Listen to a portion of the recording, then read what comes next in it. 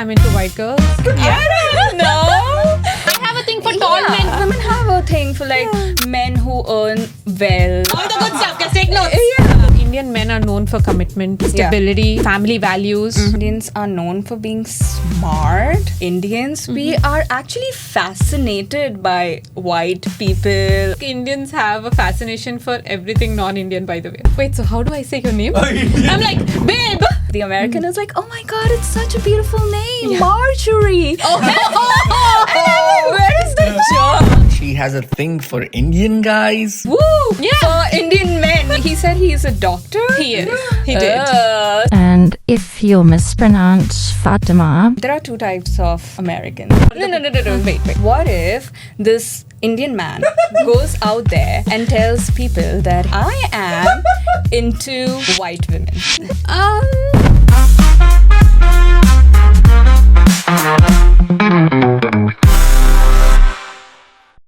Welcome back to NRIs Blatant. Thank you so much for sticking with us for the wonderful conversations, and thank you for being a part of our community.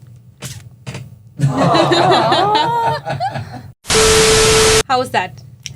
How's the call section? Oh my god. I feel privileged that I'm getting to hear these, experiences of my fellow NRIs. So thank you so much. That. Thank you, and thank you guys for bringing us into your stories and being part of our community. Do you want to do some more? Okay, those were those heavy, but okay, we'll do it. Okay. Let's see what they have to say. Let's see what the members have to say now. Hello, welcome to NRIs Blatant. Hey, hi, this is Raj, and I'm 31 years old, doctor in Atlanta. I have an American girlfriend. I think she likes me a lot. She loves me, and she keeps saying the things to her friend in front of me that she has a thing for Indian guys. She seems to be super crazy about me, but then I am not sure if I should take this as a compliment all the time. I'm confused. My friends say this is a red flag because she considers me as a type. Am I a type? Should I take this as a red flag? What do you guys think? Thank you. First thoughts? I don't know. I think I'll need more information. What does it mean to be? I have a thing for Indian men. What does that mean? Okay, I'll say I have a thing for Thai food. Right. Does it mean objectifying Thai food? No. I like flat noodles. Right. I like pad see ew. So it's that's gonna be my choice if I wanna go eat out. Right. I'll pick Thai food. I have a thing for Thai food. Right. But when you talk about a person, what comes to your mind? I feel in general, Indians are known for being smart. So maybe she is into smart guys in tech. Yeah. I don't know. That could be right. That could be true. Lady securing her retirement. Yeah, maybe he said he's a doctor. He is. He did. So maybe Maybe he's she has a thing for Indian dogs. doctor. I don't know. Yeah, with a lot of money. I mean, I don't know. Wait, so but you know how Rachel in Friends has a thing for doctors? right. Doesn't mean that it's about them being financially stable because her father was a doctor, right? Right. It could be more than just the ethnicity. Right. Yeah, but this woman really likes Indian men. Yeah. That's her type, right? So, but Indian men is a very broad generalization. right. Right? There are so many different kinds of Indian men. Right. Having a thing for Indian men could mean anything. It could mean that in relationships, this is a stereotype, but Indian men are known for commitment, Right. stability, Yeah. family values, all of these things. Yeah. What if maybe that's where she's coming from more than the color of her skin or a kind of culture? Some of the American women feel like they lack culture in the US, and maybe that is where she's attracted to an Indian man who is bringing so much depth or culture to her life, maybe. So I feel like maybe she's genuinely excited. Maybe Indian men doesn't just mean that, as you said, just not the skin or the hair or black hair or whatever. Maybe she's into Indian classical music. Maybe she loves listening to sitar or a tabla or something like that. So But why wouldn't she say then that I'm into Indian culture? Why would she say I'm into Indian men? Saying I have a thing for Indian men is more about the gender or No. Wait.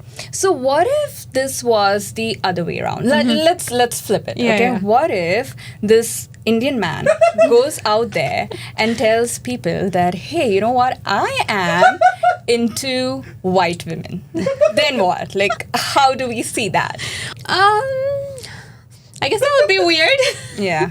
To go around saying that I'm into white girls. That sounds so bad.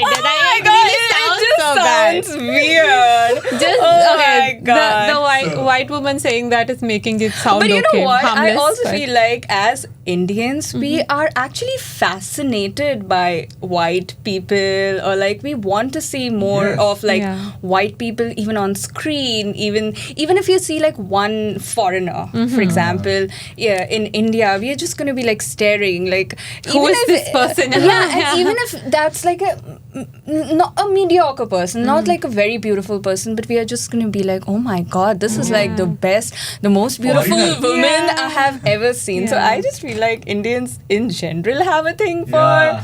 white people. दोनों बाजू बराबर की लगी है. Oh my God. Yeah, definitely. I think Indians have a fascination for everything non-Indian, by the way. Everything non-Indian. We just have a fascination for Yeah. it. बात तो सही है. But at the same time, I think we also get exoticized, if Yeah. that's the word for Yeah, it. Yeah. yeah. Where we are seen as something exotic by non-Indians. Yeah. But I think the feeling goes both ways, and it's just more about the person and their interest in something. Yeah. Okay, getting back to the actual question. Is it a red flag or not? I would say, well, my verdict would be that, like we said, maybe the girls, the woman saying it is not feeling extremely red flaggy right now because we don't know the context of what she's saying it in. But it could be more obviously red flaggy if that's the only thing she's doing and doing it more very often. Right. And something that he could probably bring up and be like, hey, what do you mean when you say this to your Yeah. friends that I have a thing for Yeah. Indian men? Yeah. Does it mean what I'm thinking or Yeah. what? What are you trying to say? I feel like there just has to be some communication between these guys, and like he should just ask her like, what does it mean? Like, for example, women are into men who are in like, you know, who are tall or who are good looking, and yeah, I have a thing for tall men is a normal thing to exactly. say, right? Exactly, right? Women have a thing for like men who earn well, or men who are tall. All the good stuff. Just take notes. Yeah, who are like articulate or like sophisticated. Women have a thing for that. No, again, also there are women who have a thing for. I have a thing for men with beards. Right, exactly. Or I have a thing for men who are clean shaven. Yeah, Both are exactly. okay. Yeah. Having a thing means that, right? That's what it means. So. Yeah, so if she has a thing for Indian guys, I don't think that. I mean, woo! Yeah. For Indian men, like, claps for you. Like, I'm happy that she has a thing for Indian men. Yeah. So it's her choice, Yeah. man. Yeah. So probably not a red flag. That's what not we not a red flag. Not a red But flag. yeah, like question Like, what that yeah. means. What do you think, Mr. Boomer? Not a red. So not okay, a okay. red. Got it, Not got it, a got it. red. Thank you. What do you guys think? Is this a red flag? Would you feel offended if your partner said that they're into whatever your culture is, whoever you are that's watching? Let us know in the comments below. We'd love to know. Hi, NRIs got Blatant. Hi, this is Fatima.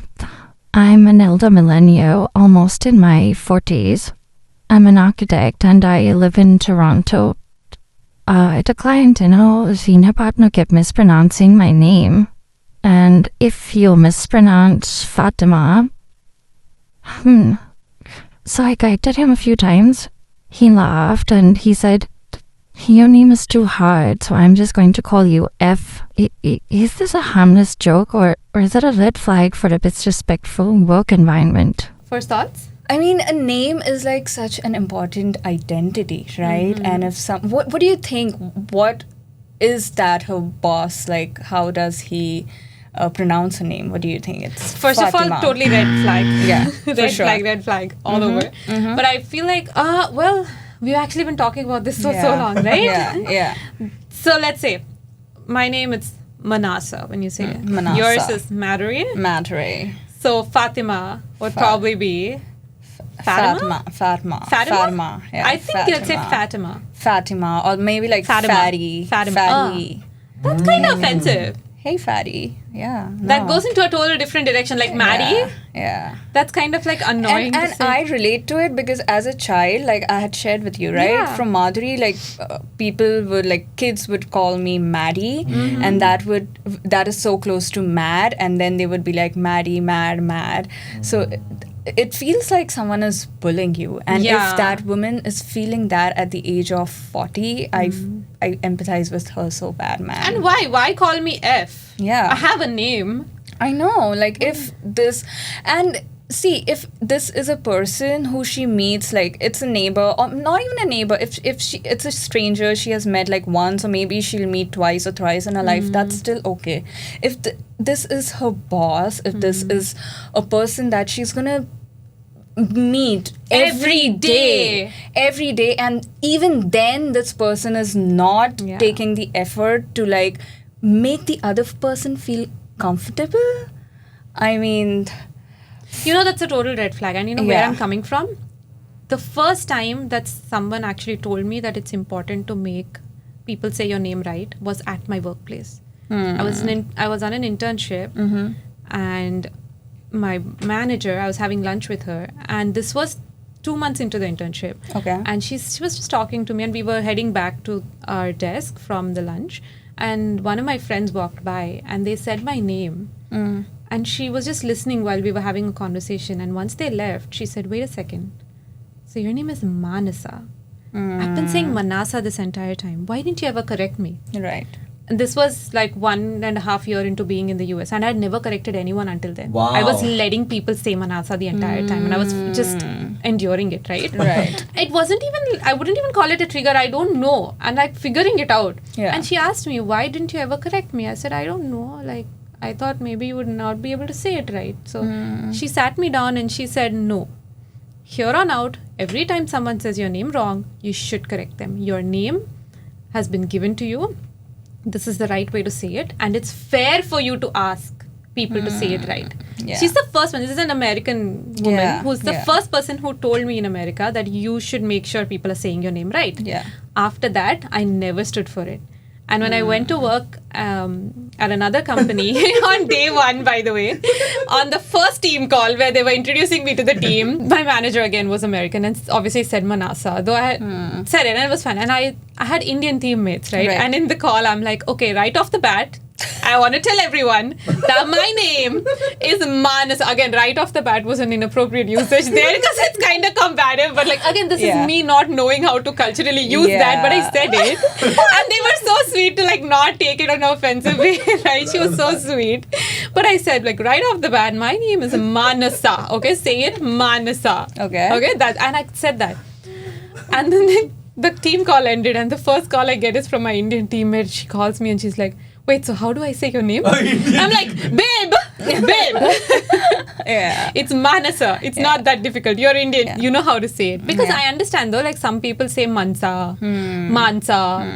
It's okay. Yeah. But that was, I think I scared them a little. So they were like, wait, how do I say your name? I know.